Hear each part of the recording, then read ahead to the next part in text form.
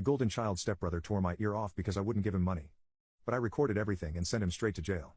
My entire childhood is filled with memories of my elder brother being coddled by my family. My parents are very traditional, and they were certain that my brother would take care of them while I would turn out to be a failure. They would take him to the movies but tell me that I needed to stay home and study. I remember he got the new Game Boy for his 8th birthday, and I wanted the same thing because he would never share it. But when I asked for a gift, they grounded me because demanding things is not a good attitude. Ever since then, I became scared to ask for anything. I had to go to bed hungry one time because no one called me for dinner, and I was too afraid to ask for food.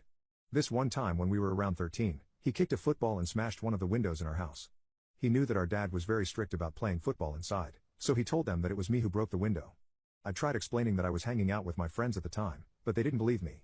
I was grounded to my room for an entire week and all my toys were taken from me. By the time I entered high school, I was practically ignoring everyone at home and focusing on finding a job. That's because my parents had made it clear that they would sponsor my brother's college tuition, but not mine. So if I wanted to get further education, I needed to save up for it on my own. So I started balancing my school life alongside a job in retail. Fortunately, I met some friends in high school with whom I later started a business. When I turned 18, my parents kicked me out of their house, so I went to live with one of those friends.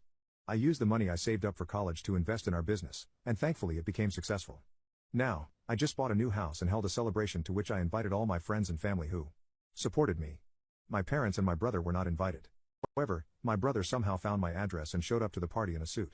I didn't want to make a scene and decided that I could accommodate him for just one evening, and invited him in. I was going to introduce him to my friends, but then he asked if we could talk in private. So I took him up to my room, and the thing he asked me for blew my mind. Apparently, the money that our parents were giving him as an allowance wasn't enough because he wanted to buy a car. So he came here to ask me for some cash, since he assumed I was now rich. I said no, because I didn't have as much money as he thought I did in the first place. But he became really persistent, and almost demanded that I hand over the money I had hidden away. I explained to him that under no circumstances was I going to give him a single penny. I told him, our parents coddled you like an angel and you took full advantage of that. I had to earn what I have on my own and I worked hard for it. I thought you came here to congratulate me and to apologize for the past, but you exceeded all expectations. I'm not going to give you anything because frankly, you don't even deserve it. Well, he didn't like that I was finally talking back to him. He started getting physical and began pushing me around, saying that he would do something drastic if I don't do as he said. But I still refused, so he grabbed onto my ear and pulled on it hard. He was always a strong kid, so as an adult he had enough strength to tear half my ear off. I let out an involuntary scream as my blood splattered all across the carpet. The guests rushed in and started yelling at my brother, who then got really scared and tried to run away. Some of my friends caught him and were going to hold him down, but I told them to let him go and just take me to the hospital. They questioned my actions, but I had solid reasons for it. You see, it was my house and I had set up cameras everywhere, especially in the room where my brother attacked me. I knew he was just going to run back to our parents and deny everything, but the police would believe the evidence I had.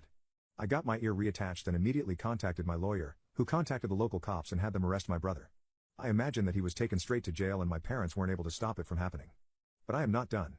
I am also planning on suing him for the hospital bill and emotional trauma, which would most likely be successful after an arrest on his criminal record.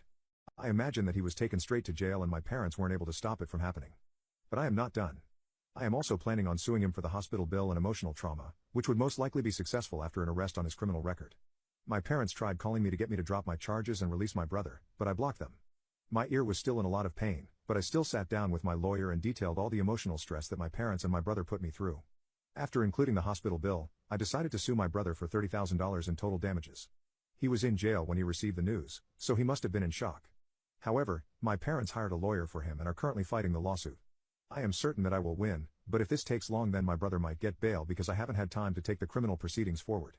I still need to stay focused on my business to keep it afloat. Well, we set up a date to meet where we could potentially settle the lawsuit.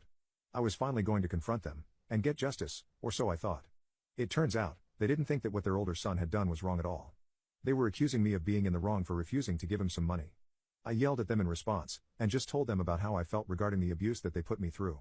I told them that if only they had just treated us equally, or maybe apologized and tried to get redemption for their actions, I would have no problem being the bigger person and helping my brother. But because they were not only fighting for him, but also still weren't aware of their wrongdoings, I wasn't going to forgive anything. I told them that either they settle by paying me what I asked immediately, or I'm going to come back for everything my brother owns, including his inheritance.